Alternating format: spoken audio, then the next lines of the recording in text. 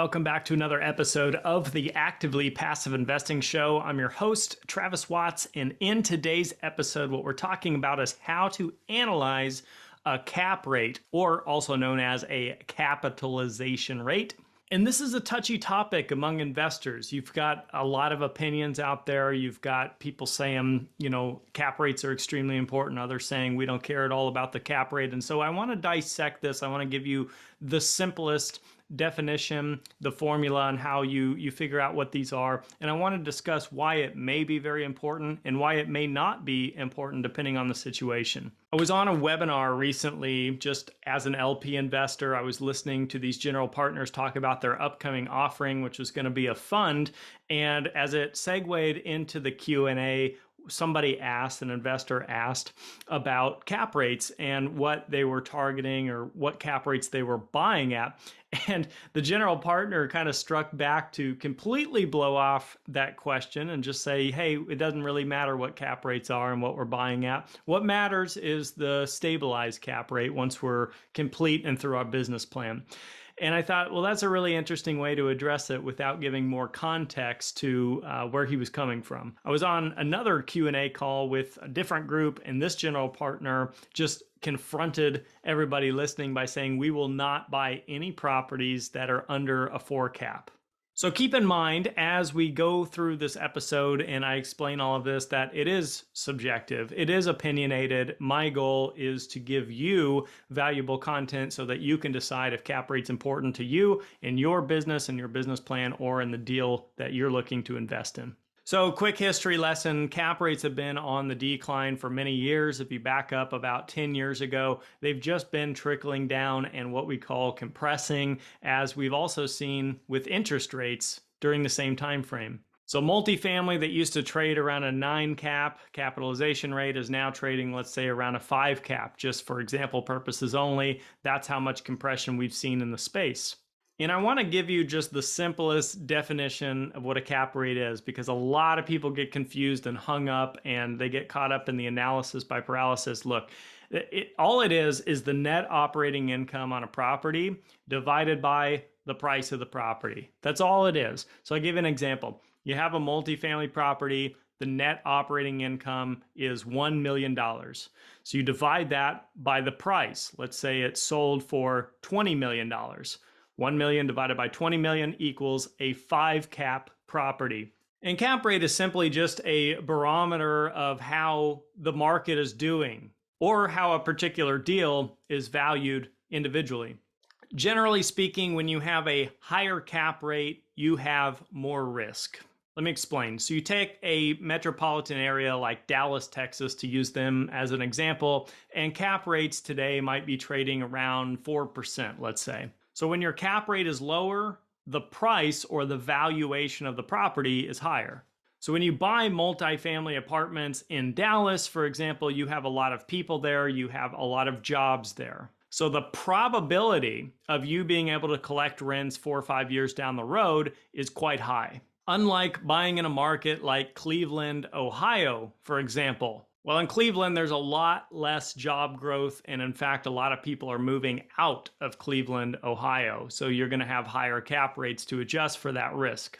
Also remember that real estate is local. We talk about this all the time on the show. So Dallas, Texas, for example, you have to remember there's a lot of different neighborhoods within Dallas. Some may be rougher neighborhoods, some may be richer neighborhoods. And then you have a lot of submarkets of Dallas as well.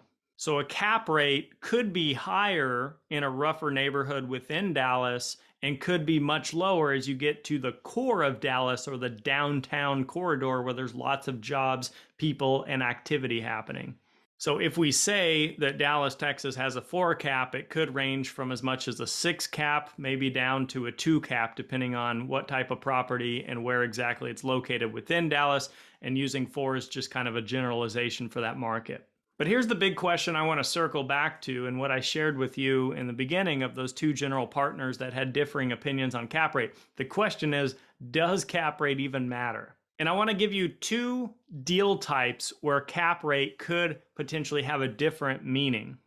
So if you're buying a fully stabilized, cash flowing, high collections, high occupancy, multifamily building, I would say cap rate is a great metric to look at and to know and understand because you have all the data in place. So that's where a cap rate can really be an effective measure or tool. In the second example, if you're buying a severely underperforming asset, let's say you have 50% rent collections, or you're going to do a huge gut remodel on the place because the rents are so severely down, and it's what I would call an opportunistic kind of play, the cap rate may not be the best metric to look at because you think about it, a property like that with no cash flow or very little cash flow is not going to have obviously a great cap rate. In that scenario, I would say that a metric that you might want to look at is the price per door that you're paying on that property,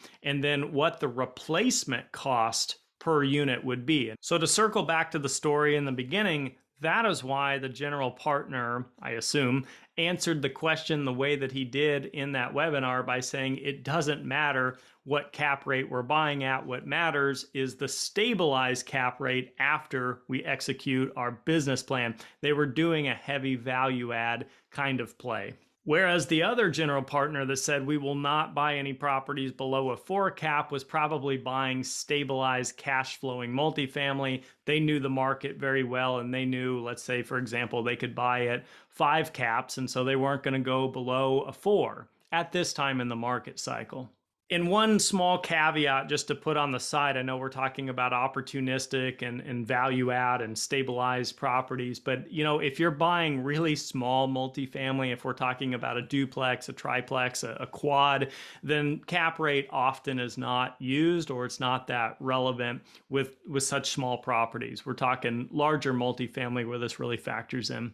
So how do you find out what cap rates are in your market? Well, you could go to a licensed and reputable multifamily broker and just ask the question and find out. That would be one source. There's also a lot of data that gets published through CBRE, CoStar, Freddie Mac. I mean, the list goes on and on. This is all publicly available. Most of it's publicly available for free without subscription. Just Google it, cap rates in Dallas, Texas, or in Richardson, Texas, or in one specific neighborhood type. Where you really get into the niche markets is where a broker can really help you analyze and answer the question. Not all data is going to be available for all markets. You may have trouble, for example, finding what the cap rates are in Roth, Oklahoma, for example. On these national publications, the closest you might get to that might be Oklahoma City or something, which is going to be far different than Roth, Oklahoma. So keep that in mind.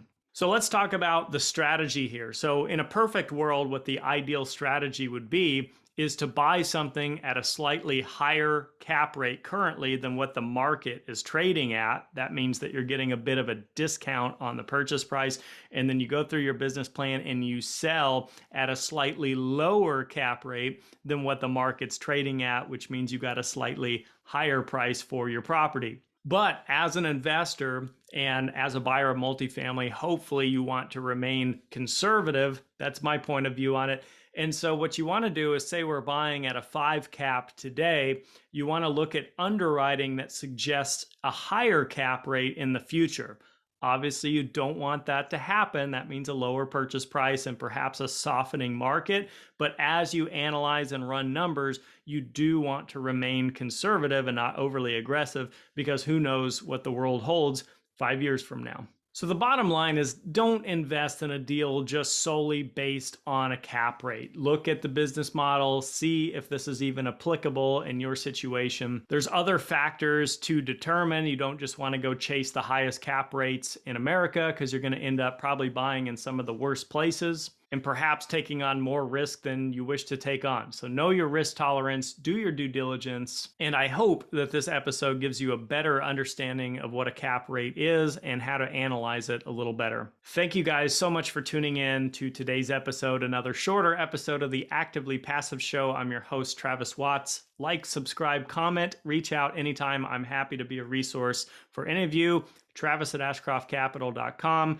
joefairless.com, Bigger Pockets, LinkedIn, Facebook. Reach out. Happy to connect. We'll see you on the next episode.